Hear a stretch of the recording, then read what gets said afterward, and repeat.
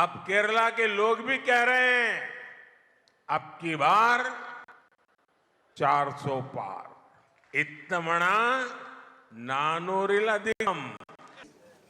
I'd like to thank everybody who has participated in this election. I am extremely proud of the people of India. I'm extremely proud of the people who have resisted this onslaught on the Constitution. और अंत में मैं आपको कह दूं कि इसको बचाने का काम हिंदुस्तान के सबसे गरीब लोगों ने किया है. നമസ്കാരം അമേരിക്ക. തുടർച്ചയായ മൂന്നാം തവണയും നരേന്ദ്രമോദി പ്രധാനമന്ത്രിയാവുകയാണ്. ന്യൂജൻ ടെക്കി ഭാഷയിലൊക്കെ പറഞ്ഞാൽ മോദി 3.0 യാഥാർത്ഥ്യമാകുന്നു. ഇത്തവണ ഒരു വ്യത്യാസമുണ്ട്. മോദി സ്വപ്നം കണ്ടതുപോലെ 400 പാർ ഒന്നും നേടിയല്ല സ്ഥാനത്തിലേക്ക് എത്തുന്നത്. എക്സിറ്റ് പോൾ പ്രവചനങ്ങളുമായി പൊരുത്തപ്പെടാത്ത ഫലങ്ങൾ പോരാത്തതിന് കിങ് മേക്കേഴ്സായ എൻ ചന്ദ്രബാബു നായിഡുവിന്റെയും നിതീഷ് കുമാറിന്റെയും പ്രീതി നിലനിൽക്കുന്നതുവരെ മാത്രമായിരിക്കുമോ ഈ പാർലമെന്റിന്റെ നിലനിൽപ്പ്? അവരുടെ യെസ് എന്ന വാക്ക് ഡെമോക്ലീസിന്റെ വാൾ പോലെ മോദിയുടെ തലയ്ക്കുമേൽ തൂങ്ങി നിൽക്കുന്നിടത്തോളം സമാധാനമായി നയങ്ങൾ രൂപീകരിക്കാനാകുമോ? തൽക്കാലം പ്രതിപക്ഷമായിരിക്കാനുള്ള ഇന്ത്യ സഖ്യം കൂടുതൽ ആയുധങ്ങൾക്ക് മൂർച്ച കൂട്ടുകയാണോ? കോൺഗ്രസ് നേതാവ് ഭൂപേഷ് ബാഗൽ പറഞ്ഞതുപോലെ ഒരു വർഷത്തിനുള്ളിൽ വീണ്ടും പൊതുതെരഞ്ഞെടുപ്പുണ്ടാകുമോ?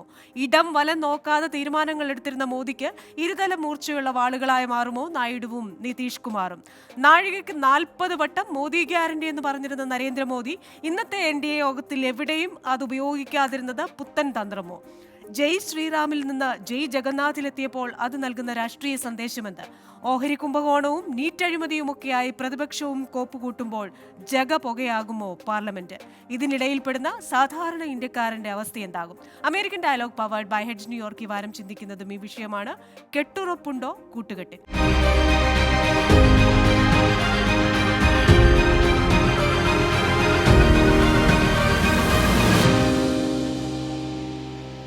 ഇന്നത്തെ എന്റെ അതിഥികൾ: സാമൂഹിക നിരീക്ഷകൻ രാഹുൽ ഈശ്വർ, ഇടതുപക്ഷ സഹയാത്രികനും IT ഡെലിവറി മാനേജറുമായ ഫെബി ഫെലിക്സ് മാത്യു, മാധ്യമപ്രവർത്തകൻ വർഗീസ് കോരസൺ എന്നിവരാണ്. എല്ലാ അതിഥികൾക്കും എല്ലാ പ്രേക്ഷകർക്കും American dialogue powered by Hedge ന്യൂയോർക്കിന്റെ പുതിയ എപ്പിസോഡിലേക്ക് സ്വാഗതം.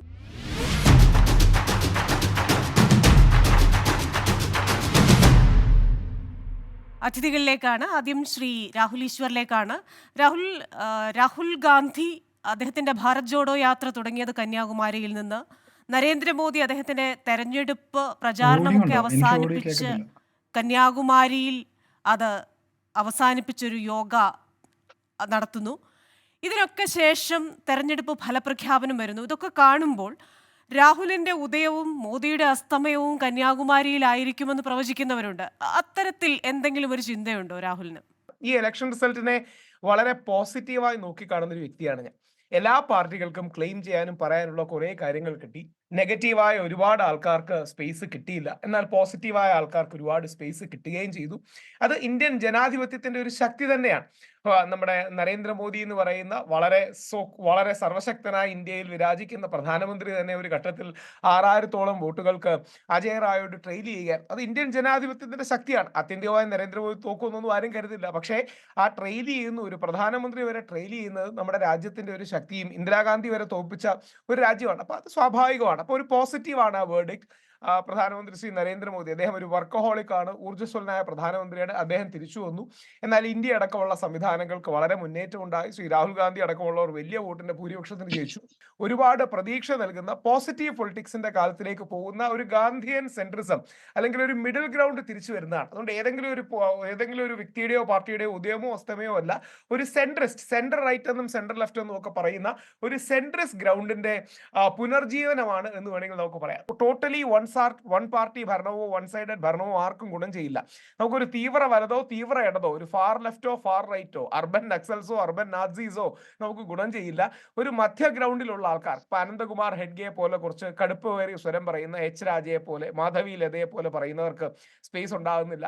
എന്നാൽ കുറെ കൂടെ മിതവാദികളായവർക്ക് സ്പേസ് ഉണ്ടാകും. അങ്ങനെ ഇരുപക്ഷത്തിലെയും റൈറ്റിലെയും ലെഫ്റ്റിലെയും മിതവാദികൾക്ക് ഒരു പോസിറ്റീവ് ഉദയവും കോalitionന്റെ കൺസെൻസസ് ബിൽഡിങ്ങിന്റെ ഒരു ഉദയവുമാണ്. അതൊരു ഗാന്ധിയൻ മിഡിൽ ഗ്രൗണ്ടിന്റെ ഉദയമാണെന്നാണ് എന്റെ വിശ്വാസം. ശരി, താങ്ക് യു രാഹുൽ.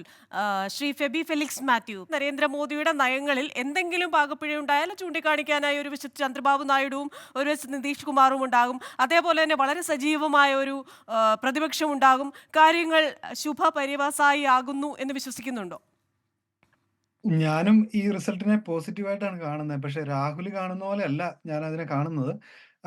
ഇന്ത്യ എന്ന് പറയുന്ന ഒരു വലിയ ജനാധിപത്യ രാജ്യത്തിന്റെ ജനാധിപത്യത്തിന്റെ വിജയവും അതിന്റെ ഡൈവേഴ്സിറ്റിയുടെ വിജയമായിട്ടാണ് ഞാൻ ഇതിനെ കാണുന്നത്. കാരണം റീജിയണൽ പാർട്ടികൾക്ക് കൂടുതൽ പവർ ഉണ്ടാകുന്നു. 2 പേര് മാത്രം ഇന്ത്യയുടെ കാര്യങ്ങൾ മൊത്തം തീരുമാനിക്കുന്നതിൽ നിന്ന് ഒരു എല്ലാവർക്കും അല്ലെങ്കിൽ കുറെ ആളുകൾക്കെങ്കിലും സ്വരമുള്ള ഒരു ഗവൺമെന്റ് ഉണ്ടാവുമെന്നാണ് ഞാൻ ഇതിൽ പോസിറ്റീവായിട്ട് കാണുന്ന കാര്യം.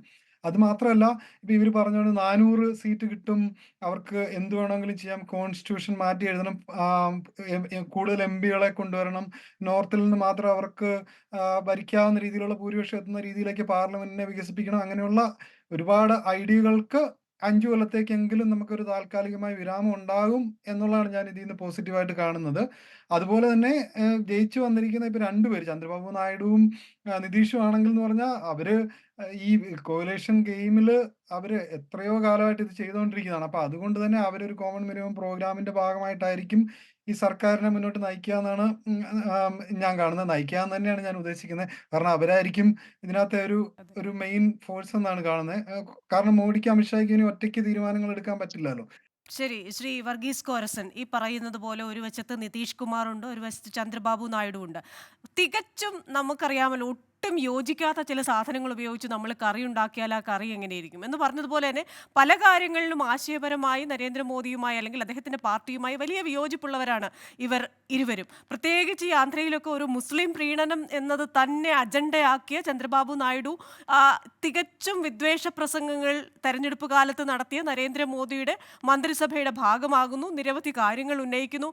കാര്യങ്ങൾ എളുപ്പമാകുമോ മോദി 3.0-യിൽ? കാര്യങ്ങൾ എളുപ്പമാകും എന്ന് പറഞ്ഞുകൂടാ. കാരണം ഇന്ത്യൻ ജനാധിപത്യത്തിന്റെ ഒരു റീസെറ്റ് ആണിത്. ആക്ച്വലി വളരെ കാലം വളരെ പേര് ആഗ്രഹിച്ച ഒരു റീസെറ്റ് ആണിത്. കാരണം എന്തുകൊണ്ടെന്ന് ചോദിച്ചാൽ, ഒരു രാജ്യത്തൊരു ഒപ്പോസിഷൻ ഇല്ല എന്നുള്ളൊരു തോന്നലുണ്ടായിരുന്നു. അത് ഇന്ന് ഈ ഇലക്ഷനോടെ മാറിക്കിട്ടി. നല്ല ശക്തമായിട്ടൊരു ഒപ്പോസിഷൻ ബിൽഡ് ചെയ്യുകയാണ്. അത് ഭരിക്കുന്നവരെ സംബന്ധിച്ച് പോളിസി ഡിസിഷൻ എടുക്കാനും കുറെക്കൂടെ ഷാർപ്പായിട്ട് തീരുമാനങ്ങൾ എടുക്കാനും വ്യക്തമായിട്ട് തീരുമാനം എടുക്കാനും ഒക്കെയുള്ള ഒരു സാഹചര്യം ഇന്ന് ഇന്ത്യയിൽ ഈ പുതിയ ഗവൺമെന്റിന്റെ കാര്യത്ത് ഉണ്ടാവും എന്നുള്ള ഒരു ശുഭപ്രതീക്ഷയാണ് എനിക്കുള്ളത്. ഇതുവരെ നടന്ന കാര്യങ്ങൾ വെച്ച് നോക്കുമ്പോൾ ഒരു പ്രോ കോർപ്പറേറ്റ് രീതിയിലാണ് കാര്യങ്ങൾ പോയിക്കൊണ്ടിരുന്നത്. അതായത് പട്ടിണി വളരുമ്പോൾ തന്നെ കോടീശ്വരന്മാരുടെ എണ്ണവും കൂടിക്കൊണ്ടിരിക്കുന്ന ഒരു അസന്തുലിതമായുള്ള ഒരു ഇന്ത്യയാണ് ഇപ്പൊ കാണിക്കുന്നത്. വെളിയിൽ നിന്ന് ഇന്ത്യക്ക് പുറത്തു നിന്ന് നോക്കുന്നവരെ സംബന്ധിച്ച് വളരെ അഭിമാനിക്കാനുള്ള വക നൽകുന്നുണ്ടെങ്കിൽ പോലും ഇന്ത്യയിലെ പട്ടിണി അനുഭവിക്കുന്ന ആൾക്കാരും തൊഴിലില്ലാത്ത ആൾക്കാരും വളരെയധികം കഷ്ടപ്പെടുന്നു എന്നുള്ളൊരു യാഥാർത്ഥ്യം നമ്മുടെ മുമ്പിലുണ്ടായിരുന്നു. ഒരു റീഡയറക്ഷൻ ഈ ഒരു പുതിയ കാലഘട്ടത്തിന്റെ അനിവാര്യതയാണ്. അത് ഈ പുതിയ ഭരണത്തെ കൊണ്ടുവരുമെന്ന് തോന്നുന്നു. രാഹുൽ ഇവിടെ സൂചിപ്പിച്ചതുപോലെ തന്നെ അദ്ദേഹം ഒരു ധ്രുവ നക്ഷത്രം പോലെ ഇന്ത്യയിലെ തിളങ്ങി നിൽക്കുന്ന ഒരു ഇന്ത്യക്ക് പുറത്തു നിന്നുകൊണ്ട് ഇന്ത്യയുടെ ശക്തമായ മാധ്യമത്തെ നിയന്ത്രിക്കാനായിട്ട് സാധിച്ച ധ്രുവുണ്ട്. അതുപോലെ തന്നെ യോഗേന്ദ്ര യാദവ്, ഇവരെയൊക്കെ ഇന്ത്യയുടെ ജനാധിപത്യത്തിന് മാറ്റുകൂട്ടുന്ന രീതിയിൽ ഉപയുക്തമാക്കാനായിട്ട് ഈ തെരഞ്ഞെടുപ്പിന് സാധിച്ചു. അതുപോലെ EVM കോൺസ്പിറസി തിയറി അത് ഇതുകൊണ്ട് അവസാനിച്ചു എന്ന് വിചാരിക്കാം. അതുപോലെ എക്സിറ്റ് പോൾ ഉള്ള ജാട ഇത് വെറും ഒരു ഗോസിപ്പ് പോൾ ആണ് എന്നുള്ളത് വ്യക്തമായി. അതുപോലെ ഇലക്ഷൻ കമ്മീഷൻ ദുർബലമാണ് എന്നുള്ളൊരു ഭാഗം എല്ലാവരും ശ്രദ്ധിച്ചതാണ്. പക്ഷെ അതേസമയം ഇലക്ഷൻ കമ്മീഷനെ പോലും നിയന്ത്രിക്കത്തക്ക രീതിയിൽ ജാഗ്രതയോടെ നിൽക്കുന്ന ഒരു ജനക്കൂട്ടത്തെ നമ്മൾ വെളിയിൽ കണ്ടു. അതുപോലെ നോർത്ത് സൗത്ത് ഡിവൈഡ്, അതൊരു വല്ലാത്തൊരു പോളിസി ചേഞ്ച് ആയിരുന്നു. പക്ഷെ അതിനകത്തും മാറ്റങ്ങൾ വരുന്നു എന്നുള്ളത് ഒരു ശുഭകരമായിട്ടുള്ള കാര്യമാണ്. പിന്നെ അസ്ഥിരമായ ഒരു ഭരണമുന്നണിയിലും പ്രതിപക്ഷത്തിന്റെ ഒരു ഹെൽത്തി ബാലൻസ് ഉള്ളത് വളരെ ജാഗ്രതയോടെ ഈ ഡെമോക്രസിയെ മുമ്പോട്ട് കൊണ്ടുപോകാനായിട്ട് സാധിക്കും. ഒരു സ്ട്രോങ് ഒപ്പോസിഷൻ വോയിസ്. മീഡിയയിൽ ജുഡീഷ്യറി കണ്ടില്ലെന്ന് നടിക്കാൻ പറ്റത്തില്ല. ജനത്തിന്റെ മുന്നേറ്റത്തെ ജുഡീഷ്യറിക്ക് നോക്കി നിൽക്കാനായിട്ട് സാധിക്കുകയില്ല. ഒരു മീഡിയയുടെ ക്രെഡിബിലിറ്റി ഒരു റീസെറ്റ് ചെയ്യുന്ന ഒരു സമയം കൂടിയാണ്. കാരണം നമ്മൾ പറഞ്ഞു ഗോദി മീഡിയ എന്നൊക്കെ പറഞ്ഞിട്ട് മോഡിയെ വാഴ്ത്തുന്ന ഒരു കൂട്ടം ഇന്ത്യൻ മാധ്യമങ്ങൾക്ക് എതിരായിട്ട് ശക്തമായിട്ട് പ്രതികരിക്കത്തക്ക ഒരു വെളിയിൽ ഒരു മീഡിയ സംവിധാനം അറിയാതെ രൂപപ്പെട്ടു വരികയും അതിനെ ജനങ്ങൾ കൂടുതൽ കേൾക്കുകയും ചെയ്യുമ്പോൾ ഇന്ത്യയുടെ മീഡിയ തന്നെ ചിന്തിക്കണം, അതൊന്ന് റീസെറ്റ് ചെയ്യണം എന്നുള്ളത്. അതുപോലെ ജുഡീഷ്യറി വളരെ പവർഫുൾ ആണ് എന്ന് പറയുമ്പോൾ തന്നെ പലപ്പോഴും നമുക്ക് സംശയം തോന്നിയിരുന്നു. എന്നാൽ ഇനിയും ജാഗ്രതയോടെ ഇന്ത്യയെ വീക്ഷിക്കുന്ന ഒരു ജുഡീഷ്യറി സിസ്റ്റം ഉണ്ടാവും. ഇൻസ്റ്റിറ്റ്യൂഷൻസ്, അതുപോലെ ED, CBI ഇൻഡിപെൻഡന്റ് ഓർഗനൈസേഷൻ, അവർ കുറെ കൂടെ കെയർഫുൾ ആയിട്ട് ഇനിയും പ്രവർത്തിക്കും എന്ന് പ്രതീക്ഷിക്കാം. പിന്നെ മൂവ്മെന്റ്സ് ഓഫ് റെസിസ്റ്റൻസ്, ഫാർമേഴ്സിന്റെ റൈറ്റ്, തൊഴിലില്ലാത്ത ആൾക്കാരുടെ ബുദ്ധിമുട്ടുകൾ, ഇതൊക്കെ റീസെറ്റ് ചെയ്യാനായിട്ട് ഈ പുതിയ സംവിധാനത്തെ ഉപയോഗിക്കും. വാരാണസിയിലെ മോദി ട്രെയിൽ ചെയ്ത സംഭവവും അയോധ്യയിൽ നഷ്ടപ്പെട്ട കാര്യമൊക്കെ ഇന്ന് ജനാധിപത്യത്തിന്റെ വളരെ തീവ്രതയായിട്ടുള്ള ഒരു അനുഭവമായിട്ട് നമ്മുടെ മുമ്പിൽ നിൽക്കുകയാണ്. I have got A sense of pride. ആ മൂവ്മെന്റുകൾ ഇന്ത്യയെ തിരിച്ചു വരുന്ന ഇന്ത്യയെ പറ്റിയുള്ള ഒരു ശുഭപ്രതീക്ഷയാണ്. രണ്ട് മസാല കോമ്പിനേഷൻ കൊണ്ട് മോഡി സർക്കാരിന്റെ മുമ്പോട്ട് പോക്ക് എങ്ങനെ തടസ്സമാകും എന്നുള്ളതാണ് ഒരു ചോദ്യം. പക്ഷേ എനിക്ക് തോന്നുന്നില്ല, വളരെ ഒരു കെയർഫുൾ ആയിട്ട് കുറച്ചു കാലം മുമ്പോട്ട് പോകും എന്നുള്ളതാണ് എൻ്റെ പ്രതീക്ഷ. പ്രതീക്ഷയല്ല, പിന്നെ എൻ്റെ ഉറച്ച വിശ്വാസവും അത് തന്നെയാണ്. കാരണം ഈ ഒരു ബാലൻസിങ് എപ്പോഴും നല്ലതാണ്, ഫൈൻ ട്യൂണിങ് എപ്പോഴും നല്ലതാണ്. ഒരു ഫോക്കസ് ചെയ്തിട്ട് മുമ്പോട്ട് പോകാൻ നല്ല ഒരു മോഡി ഗവൺമെന്റ് ഇന്ത്യക്ക് ശുഭപ്രതീക്ഷ നൽകും എന്നുള്ളതാണ് എൻ്റെ ആദ്യത്തെ ടേക്ക്. എന്തായാലും നരേന്ദ്രമോദിയുടെ വാക്കുകളിലും ചില മാറ്റങ്ങളുണ്ടല്ലോ. ഇപ്പോൾ ഇന്ന് പാർലമെന്ററി യോഗത്തിൽ അദ്ദേഹം സംസാരിക്കുമ്പോൾ ഒരിക്കലും ഈ മോദി ഗ്യാരണ്ടി എന്ന് പറയുന്ന വാക്കേ ഉപയോഗിക്കുന്നില്ല. പകരം എൻ ഡി എ സർക്കാർ എന്ന് പറയുന്നു. അതുപോലെ തന്നെ ജയ് ശ്രീറാമിൽ നിന്ന് ഇപ്പോൾ പല ആവർത്തി അദ്ദേഹം ജയ് ജഗന്നാഥ് ആണ് പറയുന്നത്. ഇതൊക്കെ നൽകുന്ന ഒരു സന്ദേശം എന്താണ് അത്തരത്തിലൊരു മാറ്റത്തിന് കാരണം? രണ്ട് കാര്യങ്ങൾ. ഇത് അമേരിക്കൻ ഡയലോഗ് കൂടെ ആയതുകൊണ്ട് അമേരിക്കയിൽ വളരെ പോപ്പുലർ ആയ ഒരു സീരീസ് ആണ് ഡെസിഗ്നേറ്റഡ് സർവൈവർ. ഡെസിഗ്നേറ്റഡ് സർവൈവർ എന്ന് പറഞ്ഞാൽ അമേരിക്കൻ ഇലക്ഷനിൽ എല്ലാവരും മരിച്ചു കഴിഞ്ഞാൽ ഒരാളെ അമേരിക്കയുടെ പ്രസിഡന്റായി തീരുമാനിക്കും. വളരെ ഫേമസ് ആയ അമേരിക്കൻ സീരീസ് ആണ്, നമ്മളെല്ലാം കണ്ടിരിക്കേണ്ട വളരെ രസകരമായ പൊളിറ്റിക്കൽ സീരീസ് ആണ്. അപ്പൊ അതിൽ പറയുന്നതിൽ നായകൻ പറയുന്ന രസകരമായ ഡയലോഗ് ഉണ്ട്. അതായത് അദ്ദേഹത്തിന്റെ എതിരാളികളോട് പറയുന്നത്, ഈ റൈറ്റിലും അല്ല ലെഫ്റ്റിലും അല്ല, most of the people live in the centre. ഒരുപാട് ആൾക്കാർ, നല്ലൊരു ശതമാനം ആൾക്കാരും സെന്ററിലാണ്. ഞാനൊരു സെന്റർ റൈറ്റാണ്. നരേന്ദ്രമോദി പ്രധാനമന്ത്രി ആകുന്നതിന് മുമ്പ് തന്നെ അദ്ദേഹത്തെ സപ്പോർട്ട് ചെയ്ത് തുടങ്ങുന്ന 2006, 2007 തൊട്ട് ഞാൻ നാഷണൽ മീഡിയയിൽ ഇരിക്കുന്ന വ്യക്തിയാണ്. അന്ന് മുതൽ ഇന്ന് വരെ, ഇനി ഒരുപക്ഷെ നാളെയും മോദിജിയെ സപ്പോർട്ട് ചെയ്യുന്ന വ്യക്തിയാണ്. എന്നാൽ ഒരുപാട് അൾട്രാ റൈറ്റ് എലിമെന്റ് നമ്മുടെ നാട്ടിലുണ്ട്. അമേരിക്കക്കാരുടെ ഭാഷയെ പറഞ്ഞാൽ കൂക്ലക്സ് ക്ലാൻ പോലെയുള്ള ആൾക്കാർ, അല്ലെങ്കിൽ അവിടുത്തെ നിയോ നാസികളെ പോലെ നമ്മുടെ നാട്ടിൽ ഒരുപാട് അർബൻ നാസികളുണ്ട്. ഈ നാസികൾ നമ്മുടെ എന്നും പ്രശ്നമാണ്. അങ്ങനെ ഒരു അർബൻ നാസിയാണ്, പഴയ അർബൻ നാസിയാണ് നമ്മുടെ മഹാത്മാഗാന്ധി വെടിവെച്ച് കൊല്ലുന്നത്, ഗോഡ്സെ. ഇതേപോലെ എല്ലാം അവിടെ വൈറ്റ് സുപ്രീമാസിസ്റ്റ് എന്ന് പറയും, ഇവിടെ നമ്മൾ ഹിന്ദുത്വ സുപ്രീമാസിസ്റ്റ് എന്ന് പറയും. ഹിന്ദു ആയതിൽ അഭിമാനിക്കുന്ന വ്യക്തിയാണ് ഞാൻ. പക്ഷേ ഈ ഹിന്ദുത്വ സുപ്രീമാസിസം നമുക്ക് വേണ്ട. അതുകൊണ്ട് പ്രത്യേകിച്ച് അമേരിക്കൻ പൊളിറ്റിക്സും ഇന്ത്യൻ പൊളിറ്റിക്സും തമ്മിൽ ഒരുപാട് പാരലൽസും ഉണ്ട്. അത് പഠിക്കാനും രസമാണ്. ഒരു ഹെൽത്തി ഡിബേറ്റ് നമ്മുടെ നാട്ടിൽ പോസിബിൾ ആണ്. ആ പോസിബിലിറ്റി പലപ്പോഴും നമുക്കില്ല. നമുക്ക് എപ്പോഴും ഒന്നെങ്കിൽ ഞാൻ അല്ലെങ്കിൽ എൻ്റെ ശത്രു എന്ന് പറയുന്ന രണ്ട് പക്ഷമേ ഉള്ളൂ. ഇനി അത് ട്വിറ്ററിലടക്കം കുറയാനുള്ള സാധ്യതകളാണ് കൂടുതൽ. ഞങ്ങളടക്കമുള്ള വലതുപക്ഷക്കാരാണ് പലപ്പോഴും ഈ കൾച്ചർ വാർ, അമേരിക്കയിലെ റിപ്പബ്ലിക്കൻകാരാണെന്ന് പറയുന്ന പോലെ ഈ കൾച്ചർ വാർ പ്രൊമോട്ട് ചെയ്യുന്നത്. അപ്പം കൾച്ചർ വാർ അല്ല, ഡിഫറൻസ് ഓഫ് ഒപ്പീനിയൻ വരും. പ്രത്യേകിച്ച് ഈ സോഷ്യൽ മീഡിയയുടെ കാലം വരുമ്പം, കമന്റുകളും മറ്റും വരുമ്പോൾ നമ്മുടെ ഫോളോവേഴ്സിന്റെ കൈയിടി കിട്ടാനും അവരെ ഒന്ന് എക്സൈറ്റ് ചെയ്യിക്കാനുമാണ് പലരും കാര്യങ്ങൾ സംസാരിക്കുന്നത്. നമ്മൾ സംസാരിക്കുന്ന കാര്യങ്ങൾ നാളെ ചാനലുകൾ വെട്ടിയിടും. ആ വെട്ടിയിടുന്ന കണ്ട് ഫേസ്ബുക്കിലും ട്വിറ്ററിലും ഇൻസ്റ്റാഗ്രാമിലും ഒക്കെ ഇട്ട് കയ്യടി നേടണം, എൻഗേജ്മെന്റ് നേടണം എന്നുള്ളതാണ് നമ്മുടെ പല ലീഡേഴ്സിന്റെയും വലിയൊരു ഡ്രോബാക്ക്. അത് കരുതുന്നേ തെറ്റില്ല, പക്ഷേ ഒരു ബാലൻസിങ് ഗ്രൗണ്ട് കൊണ്ടുവരാൻ നമുക്ക് പലപ്പോഴും കഴിയണം. അതാണ് അതിന്റെ ഒരു ഭംഗി, അതാണ് അതിന്റെ ഒരു പോസിറ്റീവ്. മോദിജി ആ ബെൻസ്വാരയിലെ പ്രസംഗമൊക്കെ മാറ്റിവെച്ചാൽ പലപ്പോഴും അങ്ങനെ ഒരു ബാലൻസിങ് ഗ്രൗണ്ടിന് വേണ്ടി ശ്രമിക്കാറെങ്കിലും ഉണ്ട്. തന്റെ ഏറ്റവും അടുത്ത സുഹൃത്തായ, മുസ്ലിം സുഹൃത്തായ അബ്ബാസിനെ കുറിച്ച് പറയാറുണ്ട്, ഈദിന് തന്റെ വീട്ടിൽ ആഹാരം ഉണ്ടാക്കാറില്ല, പക്ഷേ തന്റെ വീട്ടിൽ ബാക്കിയുള്ളവർ കൊണ്ടുവന്ന, മുസ്ലിം സഹോദരന്മാർ കൊണ്ടുവന്നാ കഴിക്കുന്നതെന്ന് പറയാറ്. എന്തിന്, സൗദി അറേബ്യയിൽ പോയപ്പോൾ നമ്മുടെ കേരളത്തിലെ ചേരമൻ പള്ളിയുടെ ഒരു ഗോൾഡ് റെപ്ലിക്കയാണ് സൗദി രാജാവിന് കൊടുത്തത്. പരിശുദ്ധ മക്കയും മദീനയും കഴിഞ്ഞാൽ ലോകത്തിലെ ഏറ്റവും പഴയ പള്ളി നമ്മുടെ ചേരമൻ പെരുമാൾ പള്ളി എന്നാണ് വിശ്വസിക്കുന്നത്. രാജ്നാഥ് സിംഗ് ജിയെ നമ്മുടെ ക്രിസ്ത്യൻ സമൂഹത്തിന്റെ ആൾക്കാർ കണ്ടപ്പോൾ നമ്മുടെ വിശ്വാസപ്രകാരം AD 52 തോമാസ് ലീഹ ഇവിടെ വന്നു എന്നൊക്കെയാണ് അദ്ദേഹം എടുത്തു പറയുകയും ചെയ്തത്. എന്തിന്, ശ്രീ സുരേഷ് ഗോപിയുടെ കാര്യം എടുക്കാം. ഇത്രയും ഹീറ്റഡ് ക്യാമ്പയിന്റെ ഇടയിൽ പോലും ശ്രീ സുരേഷ് ഗോപി, ഞാൻ ഒരുപാട് വർഷമായിട്ട് റംസാൻ വ്രതം എടുക്കുന്ന വ്യക്തിയാണ് തുടങ്ങിയ കാര്യങ്ങൾ പറയുകയുണ്ടായി. പറയുകയുണ്ടായി. അപ്പോൾ ഒരു പോസിറ്റിവിറ്റി എല്ലാവർക്കും വേണം. 4% മുസ്ലിങ്ങൾക്ക് സംവരണം കൊടുക്കണമെന്ന് നിർബന്ധം പിടിക്കുന്ന ചന്ദ്രബാബു നായിഡുവും അത് വേണ്ട എന്നും അത് കോൺസ്റ്റിറ്റ്യൂഷന് വിരുദ്ധമാണെന്ന് പറയുന്ന BJPയും ഒക്കെ ഒരുമിച്ച് ചേരുന്നത് നമ്മുടെ ജനാധിപത്യത്തിന്റെ വൈരുദ്ധ്യം, അല്ലെങ്കിൽ വൈരുദ്ധ്യമല്ല, അത് വൈവിധ്യത്തിന്റെ ഭംഗിയാണ്. ആ ബ്യൂട്ടി ഓഫ് കോൺട്രഡിക്ഷൻസ് വീണ്ടും ഇന്ത്യയിലേക്ക് വരണം. ഇതാണ് നമ്മുടെ ഇന്ത്യയെ വിശ്വഗുരുവാക്കുന്നത്. ഈ കൺസെൻസസ് ബിൽഡിംഗ് നേച്ചറാണ് നമ്മളെ മുമ്പോട്ട് കൊണ്ടുപോകുന്നത്. ശ്രീമതി കങ്കന റണാവത്തിനെ ആക്രമിക്കുകയുണ്ടായി ഒരു സ്ത്രീ. ശ്രീമതി കങ്കന റണാവത്ത് പറയുന്ന പല കാര്യങ്ങളും തെറ്റാന്ന് വിശ്വസിക്കുന്ന ഒരു വ്യക്തിയാണ് ഞാൻ. പക്ഷെ അവരെയും കായികമായി ആക്രമിച്ചാൽ അവരെ സപ്പോർട്ട് ചെയ്യാനുള്ള ഒരു ഉത്തരവാദിത്വം നമുക്കുണ്ട്. ഞാനൊരു ഗാന്ധിയനാണ്. മഹാത്മാഗാന്ധിയെ കൊന്ന ഗോഡ്സയെ അനുകൂലിക്കുന്ന വ്യക്തിയാണ് കങ്കന റണാവത്ത്. അങ്ങനെ പോസ്റ്റ് ഇട്ടിട്ടുമുണ്ട്. പക്ഷേ കങ്കന റണാവത്തിന് നാളെ ഒരു അനീതി നേരിട്ടാൽ, അവരോട് ആരെങ്കിലും വയലൻസ് ചെയ്താൽ അവരോടും കൂടി നിൽക്കുന്ന ഒരു മനോഭാവം നമുക്ക് വേണം. കാരണം മഹാത്മാഗാന്ധിയെ കൊന്ന ഗോഡ്സെക്ക് ക്ഷമ കൊടുക്കണമെന്നും തൂക്കിക്കൊല്ലരുതെന്നും പറഞ്ഞ് മഹാത്മാഗാന്ധിയുടെ മക്കൾ പെറ്റീഷൻ കൊടുത്തിട്ടുണ്ട്. നമ്മുടെ സർദാർ വല്ലഭായ് പട്ടേലും നെഹ്റുവിനും പെറ്റീഷൻ ചെയ്തിട്ടുണ്ട് ഗോഡ്സെയെ തൂക്കിക്കൊല്ലരുതെന്ന്. അതൊരു അതിൽ പോലും മഹാത്മാഗാന്ധിയാണ് വിജയിക്കുന്നത്. അത്തരത്തിലുള്ള ഒരു മധ്യവർത്തി നയങ്ങളുടെ തിരിച്ചുവരവാണ്. ഇനിയും കുറച്ച് ലെസ് പോളറൈസ്ഡ് ആയിരിക്കും ഡിബേറ്റ്സ്. പരസ്പരം ഞാനും അങ്ങനെ ഒരുപാട് അടികൂടുന്ന ചർച്ചകളിൽ ഇരുന്നിട്ടുണ്ട്. പക്ഷേ ഇനിയും കുറച്ച് ലെസ് പോളറൈസ്ഡ് ആകും, നോയ്സ് കുറയും, ന്യൂസ് കൂടും എന്ന് നമുക്ക് പ്രതീക്ഷിക്കാം.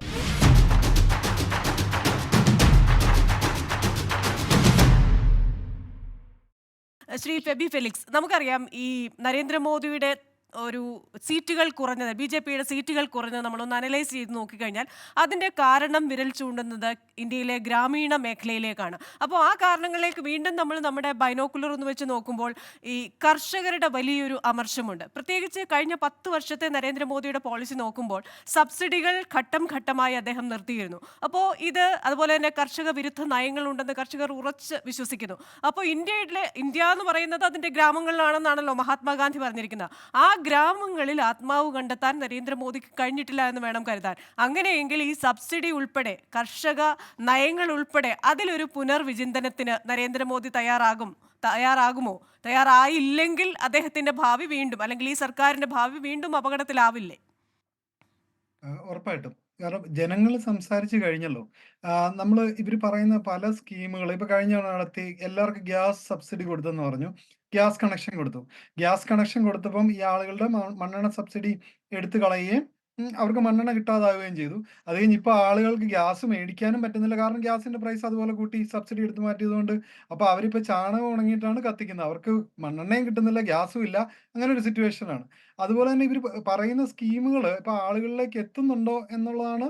അല്ലായിരുന്നെങ്കിൽ എന്ന് പറഞ്ഞപ്പോ മിഡിൽ ക്ലാസ് ആളുകൾക്ക് എല്ലാവരും മോഡിയെ സപ്പോർട്ട് ചെയ്തുകൊണ്ടേയിരുന്നു. പക്ഷെ മിഡിൽ ക്ലാസ്സിന് താഴെയുള്ള ഒരു കോമൺ ജനങ്ങൾ എന്ന് പറയുന്ന സാധാരണ മനുഷ്യർക്ക് അവർക്ക് വേണ്ട സാധനങ്ങൾ കിട്ടുന്നില്ല. ഇപ്പൊ നമ്മൾ അഗ്നിവീർ സ്കീം തന്നെ ഇപ്പൊ ഇത്രയും കാലം UP-യിലും ഗുജറാത്തിലും അല്ലെങ്കിൽ ബീഹാറിലും ഉണ്ടായിരുന്ന ആളുകൾക്ക് അവിടെ ഒരു കുടുംബത്തിൽ ഒരാൾക്ക് ഏറ്റവും നല്ല ഒരു ജീവിതം ഉണ്ടാക്കാൻ ഏറ്റവും മികച്ച ഒരു മാർഗം എന്ന് പറയുന്നത് അവർക്ക് നമ്മുടെ പട്ടാളത്തിൽ ചേരുക എന്നുള്ളതായിരുന്നു. ഇപ്പൊ പട്ടാളത്തിനെ കോൺട്രാക്ട് ജോബ് പോലെ ആക്കിയപ്പോഴത്തേക്കും 4 കൊല്ലം മാത്രമുള്ള ഒരു ജോലി ആക്കിയപ്പോഴേക്കും അവർക്കുണ്ടാകുന്ന ബുദ്ധിമുട്ടുകൾ അത് ഈ ഇലക്ഷനിൽ പ്രതിഫലിച്ചിട്ടുണ്ട്. അതുപോലെ തന്നെയാണ് ഇപ്പൊ ഇവരെടുക്കുന്ന ഇപ്പൊ ക്രോണിക് ക്യാപിറ്റലിസം. നമ്മൾ ക്യാപിറ്റലിസം ഉണ്ട്, അമേരിക്കയിലാണ് നമ്മൾ താമസിക്കുന്നത്, ഇവിടെ ക്യാപിറ്റലിസം ഉണ്ട്. പക്ഷെ ഇന്ത്യയിൽ നടക്കുന്നതെന്ന് പറയുന്ന ഒരാൾക്ക് വേണ്ടി മാത്രമുള്ള ഒരു ക്യാപിറ്റലിസം. അപ്പൊ അദാനിക്ക് വേണ്ടി മാത്രമായിട്ട് ഗവൺമെന്റ് പ്രവർത്തിക്കുന്ന ഒരു രീതി. അപ്പൊ അത് സ്ഥിരമായിട്ട് ഓപ്പോസിഷൻ പറഞ്ഞുകൊണ്ടേ ഇരുന്നു. അത് ജനങ്ങൾക്ക് മനസ്സിലായി എന്നാണ് നമുക്ക് മനസ്സിലാക്കേണ്ടത്. കാരണം വിലക്കയറ്റം ഉണ്ടാകുന്നുണ്ട്, ഈ നാട്ടിൽ ഉണ്ടാകുന്നുണ്ട്. പക്ഷെ GDP നമ്പറുകൾ മാത്രം വെച്ചിട്ട് നമ്മുടെ രാജ്യം വളർന്നുകൊണ്ടിരിക്കുന്നതാണെന്ന് പറയുന്നു. അതെങ്ങനെയാണ് GDP കാൽക്കുലേറ്റ് ചെയ്യുന്ന ക്രൈറ്റീരിയ തന്നെ മാറ്റിയിട്ട് GDPയുടെ നമ്പർ കൂടുന്നുണ്ട് എന്ന് പറഞ്ഞിട്ട് നമ്പറുകളെ മാനിപ്പുലേറ്റ് ചെയ്യുകയാണ് ചെയ്യുന്നത്. ഇതൊന്നും സാധാരണ ജനങ്ങളുടെ ഇടയിലേക്ക് എത്തിയിട്ടില്ല. വേറൊരു പ്രധാനപ്പെട്ട ഒരു ഉദാഹരണം പറഞ്ഞ അയോധ്യ ഇരിക്കുന്ന സ്ഥലത്ത് ഇപ്പൊ അയോധ്യ ഇരിക്കുന്ന മണ്ഡലത്തിൽ ഇപ്പൊ BJP തോറ്റുപോയി. എന്തുകൊണ്ടാണ് തോറ്റുപോയത്? അവിടെ ഉണ്ടായിരുന്ന ആളുകളുടെ വീടുകളെല്ലാം പൊളിച്ചു കളഞ്ഞിട്ട് അവർക്ക് കോമ്പൻസേഷൻ പോലും ഇതുവരെ കൊടുത്തിട്ടില്ല. അവരെല്ലാവരും റോഡിലാണ്. അവർക്ക് അവിടെ ചെറിയ കച്ചവടങ്ങൾ ഉണ്ടായിരുന്നു, വീടുകൾ ഉണ്ടായിരുന്നു, എല്ലാം ഒരു ദിവസം വന്നിട്ട് ഈ വികസനത്തിന്റെ പേരിൽ, അയോധ്യയിലെ വികസനത്തിന്റെ പേരിൽ അത് പൊളിച്ചു കളഞ്ഞു. അത് ആളുകൾക്ക് പറ്റുന്നില്ല, അവർക്ക് ജീവിക്കാൻ പറ്റുന്നില്ല.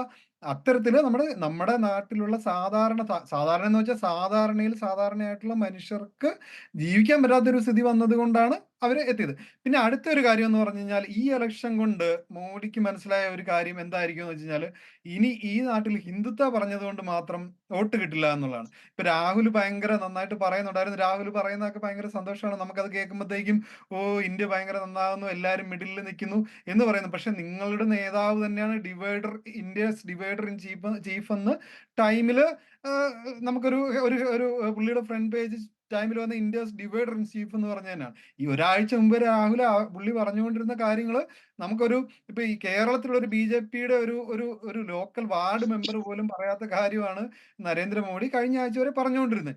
എന്തൊക്കെ കാര്യങ്ങളാണ് പറഞ്ഞുകൊണ്ടിരുന്നത്? ഇപ്പം സ്ത്രീകളുടെ മംഗൾസൂത്രം എടുത്തിട്ട് മുസ്ലിങ്ങൾക്ക് കൊടുക്കുമെന്നൊക്കെ ആരെങ്കിലും രാഹുൽ പറയോ? കെ സുരേന്ദ്രൻ പറയോ? കേരളത്തിൽ ഏതെങ്കിലും ഒരു BJP നേതാവ് പറയോ? പറയില്ല. അതുവരെ പറഞ്ഞു കഴിഞ്ഞു. അത് പറഞ്ഞിട്ട് പോലും ഉണ്ടായിരുന്ന വോട്ട് 4 ലക്ഷത്തിൽ നിന്നുള്ള ഭൂരിപക്ഷം 1.25 ലക്ഷമായി മാറി. ഇന്ത്യയിലെ സാധാരണ മനുഷ്യര് അവർക്ക് കിട്ടിയ ഒരു അവസരം, എല്ലാവർക്കും ഒരു വോട്ടേ ഉള്ളൂ, അവർക്ക് കിട്ടിയ അവസരം അവർ ഭയങ്കര നന്നായിട്ട് ഉപയോഗിച്ചത് കൊണ്ടാണ് ഇങ്ങനെ വന്നതെന്നാണ് ഞാൻ വിശ്വസിക്കുന്നത്. ഇനിയിപ്പോ എന്ന് പറഞ്ഞു കഴിഞ്ഞാൽ നമ്മൾ ജനങ്ങൾക്ക് വേണ്ടി പ്രവർത്തിച്ചില്ലെങ്കിൽ എപ്പോ വേണമെങ്കിലും ആളുകൾ നമ്മളെ മാറ്റും എന്നുള്ള ഒരു പേടി BJPക്കും വരും. അതുപോലെ തന്നെ അങ്ങനെ ഒരു കോൺഫിഡൻസ് ഓപ്പോസിഷനും ഉണ്ടാകുന്നുണ്ട്. നമ്മൾ പണിയെടുത്തു കഴിഞ്ഞാൽ നമുക്ക് ജയിക്കാൻ പറ്റുമെന്ന്. അത് ഇന്ത്യൻ ജനാധിപത്യത്തിന് ഒരു ഭയങ്കര ഒരു നല്ല കാര്യമായിട്ടാണ് ഞാൻ കാണുന്നത്. മറുവശത്ത് വളരെ ശക്തരായ ഒരു പ്രതിപക്ഷം, നമുക്കറിയാം രാഹുൽ ഗാന്ധിയുടെ കഴിഞ്ഞ ദിവസത്തെ പ്രസന്റേഷനൊക്കെ കണ്ടു കഴിഞ്ഞാൽ ഓഹരി കുംഭകോണം, നീറ്റ് അഴിമതി, ഇങ്ങനെ ഓരോ കാര്യങ്ങളായിട്ട് അവരുടെ ആവനാഴിയിൽ ആയുധങ്ങളായിട്ട് നിറച്ചുകൊണ്ടിരിക്കുകയാണ് പ്രതിപക്ഷം. പാർലമെന്റ് സമ്മേളനത്തിൽ തന്നെ അതിനും പാർലമെന്റിന്റെ അകത്തും പുറത്തും ശക്തമായ പ്രതിഷേധം എന്നാണ് പറയുന്നത്. അതുകൊണ്ട് തന്നെ സമാധാനമായ ഒരു ഭരണം ഇനി സാധ്യമാകുമോ എന്ന ഒരു സംശയം ഒരു വശത്ത് നിൽക്കുന്നു. മറുവശത്ത് ഇത് പറയുന്നത് പോലെ ഒരു ശുഭപ്രതീക്ഷയുമുണ്ട്. ഏത് പക്ഷത്താണ് താങ്കൾ? വളരെ കോംപ്ലക്സ് ആയിട്ടുള്ള ഒരു സിറ്റുവേഷൻ ആണ് ഇന്ത്യ ഫേസ് ചെയ്യുന്നത്. എസ്പെഷ്യലി BJPയുടെ ചരിത്രപരമായിട്ടുള്ള പശ്ചാത്തലം വെച്ച് നോക്കുകയാണെങ്കിലും ഇതുപോലെ ഒരു ചലഞ്ചിങ് ആയിട്ടുള്ള ഒരു സിറ്റുവേഷൻ BJP ഫേസ് ചെയ്തെന്ന് തോന്നുന്നില്ല. കാരണം BJPയുടെ ശക്തമായ അടിത്തറ RSS ആണ് എന്നത് പകൽ പോലെ സത്യമാണ്. അതേസമയം BJPയും RSSും തമ്മിലുള്ള ഒരു കോൺഫ്ലിക്റ്റ് മറ നീക്കി പുറത്തു വന്ന് വെളിയിൽ ചർച്ച ചെയ്യാൻ തുടങ്ങിയിട്ടുണ്ടായിരുന്നു. അതുകൊണ്ടായിരിക്കണമല്ലോ RSSന്റെ സപ്പോർട്ട് ഇല്ലെങ്കിൽ തന്നെ BJPക്ക് മുമ്പോട്ട് പോകാമെന്നുള്ള ഒരു സ്റ്റേറ്റ്മെന്റ് ഇടയ്ക്കുണ്ടായത്. യാഥാർത്ഥ്യം പറഞ്ഞു കഴിഞ്ഞാൽ ഹിന്ദുവത ഒരു പൊളിറ്റിക്കൽ ഹിന്ദു, രാഹുൽ ഈശ്വരോട് ചൂണ്ടിക്കാണിച്ച പോലെ എന്താണ് യഥാർത്ഥമായിട്ടുള്ള ഹിന്ദുവത? അതൊരു സാധാരണ ഹിന്ദുക്കളെ സംബന്ധിച്ചൊരു എംബാരസ്മെന്റ് ആണ് ഈ പൊളിറ്റിക്കൽ ഹിന്ദു എന്നുള്ളത്. ആ ഒരു കാര്യം മാറ്റി വെച്ച് കഴിഞ്ഞാൽ ആ പൊളിറ്റിക്കൽ ഹിന്ദുവിന്റെ ഫിലോസഫിയാണ് നമ്മളെല്ലാം സ്നേഹിക്കുന്നത്, അതിനെ നമ്മൾ ആദരിക്കുന്നത്. ഈ അമ്പലങ്ങൾ പണിയുക, അപ്പം ദുബായില് UAE അമ്പലം പണിഞ്ഞു, അമേരിക്കയിലെ അനവധി അമ്പലങ്ങൾ പണിയുന്നുണ്ട്. ഈ അമ്പലങ്ങളൊക്കെ വെറും കാഴ്ച ബംഗ്ലാവുകൾ പോലെ ആൾക്കാർ വന്ന് കാണുകയാണ്. അവിടെ ശാന്തിയല്ല, അവിടെ നിന്ന് ശാന്തിയാണ് കൊടുക്കേണ്ടത്. ഇന്ന് അമേരിക്കയിലൊക്കെ ഇഷ്ടം പോലെ പള്ളികൾ കാഴ്ച ബംഗ്ലാവ് പോലെ ആൾക്കാർ കണ്ടുപോകുന്നുണ്ട്. ആ ഒരു അവസ്ഥ ഒരു അമ്പലങ്ങൾക്കും വരാൻ പാടില്ല. അത് അവിടെ ശാന്തി കൊടുക്കുന്ന, ശാന്തി ഷെയർ ചെയ്യുന്ന ഒരു സിറ്റുവേഷൻ ആണ് ഇന്ത്യക്ക് കൊടുക്കാനുള്ളത്. അതാണ് ഹിന്ദുത ഞാൻ മനസ്സിലാക്കിയിട്ടുള്ള ഹിന്ദു. അതിലോട്ടൊരു റീസെറ്റിംഗ് ഉണ്ടാക്കണം. RSS എന്നുള്ളത് വർഗീയ ചിന്ത ഉള്ള ഒരു ഗ്രൂപ്പാണെങ്കിൽ ആ RSSനെ ഡീറ്റോക്സിക്കേറ്റ് ചെയ്യേണ്ട ഒരു സമയം കൂടിയാണിത്. അവരെ കൂടെ കാര്യങ്ങൾ പറഞ്ഞു മനസ്സിലാക്കി ഇതല്ല യഥാർത്ഥ ഹിന്ദു ആരാണ് എന്ന് പറയേണ്ട ഒരു സിറ്റുവേഷൻ ഇന്ന് മോഡിയുടെ മുമ്പിലാണ് വന്നിരിക്കുന്നത്. മോഡിയും അമിത്ഷായും കൂടെ പറഞ്ഞു വരെ മനസ്സിലാക്കണം, ഇതല്ല ഹിന്ദു, യഥാർത്ഥ ഹിന്ദു മറ്റൊരു ഹിന്ദുവാണ്, അവിടെ ശാന്തിയുള്ള ഒരു ഹിന്ദുവാണ്, മറ്റുള്ളവരെ സ്നേഹിക്കുന്ന ഒരു ഹിന്ദുവാണെന്ന് ഇന്ന് മുസ്ലിമിനെ എതിര് പറഞ്ഞ മോഡിയെ കൊണ്ട് തന്നെ ഇന്ത്യയുടെ ആത്മാവ് കണ്ടെത്തി മറ്റൊരു കാര്യം പറയാനുള്ള ഒരു വിശാല വീക്ഷണത്തിലെ ഒരു കറക്ഷൻ ഉണ്ടാകും എന്നുള്ളതാണ് ഞാൻ പ്രതീക്ഷിക്കുന്നത്. ശക്തമായ ഒരു പ്രതിപക്ഷത്തെ പറ്റി പറഞ്ഞു. എനിക്ക് തോന്നുന്നു കേജ്രിവാളിന്റെ കാര്യം സൂചിപ്പിച്ച ഒരു കാര്യം ഞാൻ പറഞ്ഞോട്ടെ. കേജ്രിവാൾ ഉയർത്തിയ വളരെ ഷാർപ്പായിട്ടുള്ള ഒരു സിറ്റുവേഷൻ ആണ് കേജ്രിവാൾ ഉയർത്തിയത്. കാരണം ഇൻഫാക്ട് കോൺഫ്ലിക്റ്റ് ഉണ്ടെന്നുള്ളതനുസരിച്ച് അത് മുമ്പോട്ട് എറിഞ്ഞു കൊടുത്തിട്ട് അതിനെ തീഷ്ണമാക്കാനും അതിന് എന്ത് വില കൊടുത്തും രാഷ്ട്രീയ രീതിയിൽ മാറ്റാനാണ് കേജ്രിവാൾ നോക്കിയത്. അത് വളരെ സക്സസ്ഫുൾ ആയിട്ട് ഇന്ത്യൻ പൊളിറ്റിക്സിൽ കാണിച്ചു എന്നുള്ളത് വ്യക്തമായിട്ട് മനസ്സിലാക്കിയാണ്. എന്റെ ടേക്ക് എന്ന് ചോദിച്ചു കഴിഞ്ഞാൽ എനിക്ക് തോന്നുന്നു ഈ വൈരുദ്ധ്യങ്ങൾ നിലനിൽക്കുമ്പോൾ തന്നെ ശക്തമായ ഒരു ഇന്ത്യയുടെ ഒരു ഭരണം കാഴ്ചവെക്കാനായിട്ട് ഇപ്പോഴത്തെ ഒരു സാഹചര്യം ഉണ്ട്. അതിനുള്ളൊരു കഴിവാണ്. അവിടെ ഫെയിൽ ആവുകയാണെങ്കിൽ ഇന്ത്യയുടെ പരാജയമാണ് എന്നുള്ളതാണ് എനിക്ക് മനസ്സിലാക്കാൻ. വളരെ നന്ദി ശ്രീ രാഹുൽ ഈശ്വർ, ശ്രീ ഫെബി ഫെലിക്സ് മാത്യു ആൻഡ് ശ്രീ വർഗീസ് കോരസൺ ഈ ചർച്ചയിൽ പങ്കെടുത്തതിന്. എന്തായാലും ഇന്ത്യയുടെ ഭാവി എന്താകും, ഏത് രീതിയിലായിരിക്കും നയരൂപീകരണങ്ങൾ, മാറി ചിന്തിക്കാൻ മോദി തയ്യാറാകുമോ, കൂടുതൽ മൂർച്ചയോടെയുള്ള ഒരു പ്രതിപക്ഷം അത് ഭരണത്തെ കൂടുതൽ നന്നാക്കുമോ, ഇതൊക്കെ നോക്കി കാണേണ്ടിയിരിക്കുന്നു. American dialogue powered by heads New York ഈ വാരം ഇവിടെ പൂർണ്ണമാവുകയാണ്. അടുത്തയാഴ്ച മറ്റൊരു വിഷയവുമായി വീണ്ടും കാണാം. Till then stay safe.